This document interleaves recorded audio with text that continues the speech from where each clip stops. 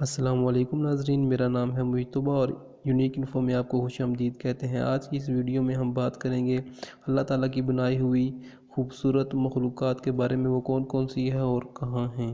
Video start کرنے سے پہلے اگر آپ نے ہمارے چینل کو سبسکرائب نہیں کیا تو چینل کو سبسکرائب کر لیں اور بیل آئیکن کو دبا لیں تاکہ آپ کو ہماری لیٹسٹ ویڈیوز ملتی رہیں۔ پہلی جو مخلوق ہے ناظرین، اس کا نام ایلیفنٹ شریو ہے اور یہ افریقہ میں پایا جاتا ہے۔ دوستو آپ اسے چوہا سمجھ رہے ہوں گے لیکن یہ چوہا نہیں ہے۔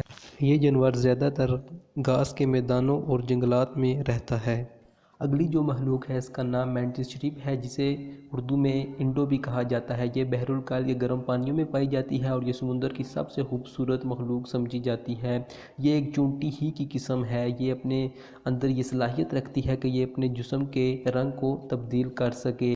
اگلی جو مخلوق ہے ناظرین، اس کا نام نائکوبار پیگن ہے، جو کہ بنگال کے جنگلوں میں پائی جاتی ہے اور یہ کبوتر کی سب سے اعلیٰ قسم ہے، جو کہ اپنے لاجواب جسم کے رنگوں کی وجہ سے بہت ہی مقبول جانی جاتی ہے اور یہ بنگال میں سب سے زیادہ پائی جاتی ہے اور اس کے جسم کا وزن 600 گرام ہوتا ہے۔ اگلی جو مخلوق ہے ناظرین، اس کا نام اوکاپی ہے، جو کہ اللہ تعالیٰ کی نہایت ہی خوبصورت مخلوق ہے اور یہ جراف کی فیملی کا واحد زندہ رکن ہے۔ یہ کچھ مشترکہ خصوصیات کی بنا پر زیبرا سے بھی مشابہت رکھتا ہے۔ مکمل طور پر تیار ہونے والی اوکاپی کا قد 5 فٹ اور وزن 350 کلو گرام ہوتا ہے۔ اگلی جو مخلوق ہے ناظرین، اس کا نام امپیریئر تمارین ہے، جسے اردو میں شہنشاہ ملیر کہا جاتا ہے۔ یہ بندر کی ایک قسم ہے جو کہ پیرو اور برازیل کے جنگلات میں پائی جاتی ہے۔